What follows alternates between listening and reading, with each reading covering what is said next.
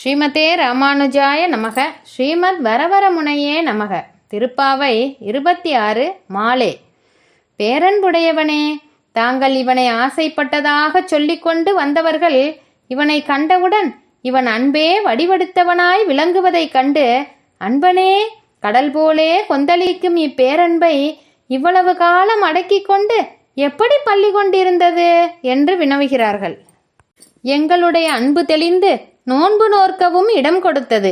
உன்னுடைய அன்பு உன்னை எழுந்திருக்கவும் ஒட்டாமல் மயங்கச் செய்ததன்றோ என்று ஈடுபடுகிறார்.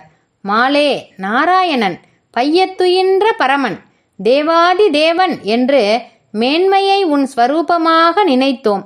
உன்னை காணாத போது உன்னை கண்ட இன்றே அன்பே உன்னுருவம் என்பதை அறிந்தோம் என்று உருகுகிறார்கள். ஸ்ரீராமாயணத்திலே பிரதானமான குணத்தை சரணாகத வத்சல என்று அறுதியிட்டாள் பிராட்டி.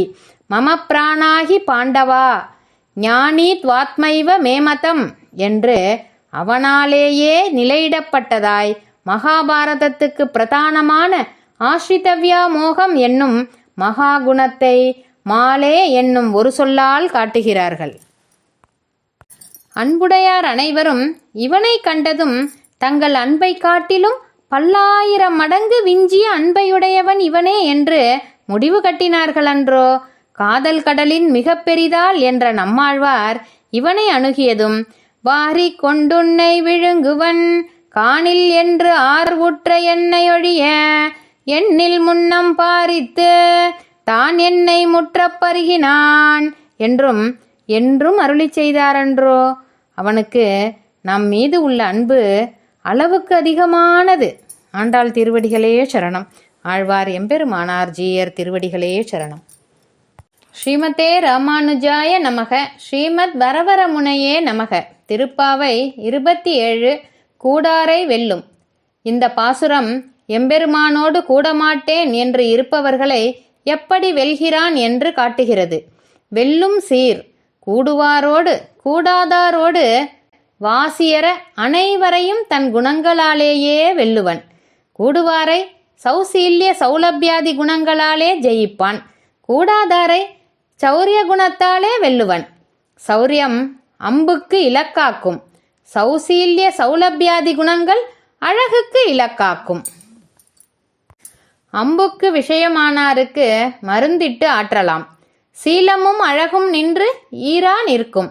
நின்றனதாவியை ஈர்க்கின்ற சீலமே வல்வினையேனை ஈர்க்கின்ற குணங்கள்.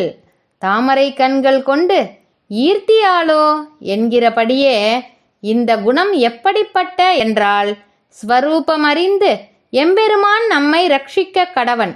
அவன் வந்து நம்மை கை கொள்வன் என்று இருப்பவர்களை, நாம் அவனிடத்தே போக மாட்டோம் என்று இருப்பவர்களை அவனின் அதிசய குணங்களால் அவன் மீது எல்லையில்லாத பிரேமத்தை உண்டு பண்ணி என் செய்வோம், அவனை இப்பொழுதே எப்படி அடைவோம், அந்த பிரதிஜையை அடித்து அவனிடத்தே போகணும். தேகாத்மாபிமானிகளை தலை சாய்ப்பிக்க சொல்ல வேணுமோ?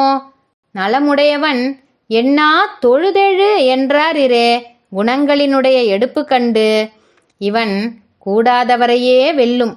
கூடினாரிடம் தோற்றிருக்கும் என்னும் விஷயத்தை கோவிந்தனாய் இருக்கும் இருப்பிலே காணலாம் என்கிறார்கள்.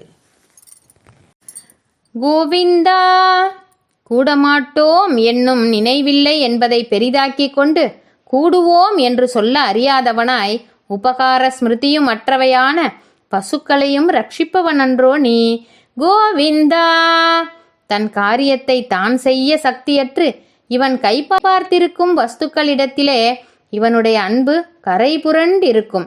திவத்திலும் பசுநிறை மேய்ப்புவத்தே செங்கனிவாய் எங்கள் ஆயர் தேவே என்கிறபடியே தன்னோடொத்தவர்களுக்கு உதவுமிடமான பரமபதத்தை காட்டிலும் பசுக்கூட்டத்தை மேய்க்கும்போது உகப்பு விஞ்சி இருக்கும். தானாகவே புல்மேயவல்ல பசுக்களை ரட்சிப்பதை காட்டிலும் புல்மேயவும் அறியாத கன்றுகளை ரட்சிப்பதில் உகப்பு மேலாயிருக்கும்.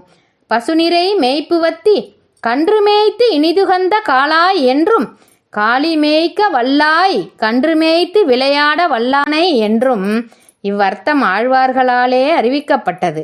ஆண்டாள் திருவடிகளே சரணம். ஆழ்வார் எம்பெருமானார் ஜீயர் திருவடிகளே சரணம். ஸ்ரீமதே ராமானுஜாய நமக.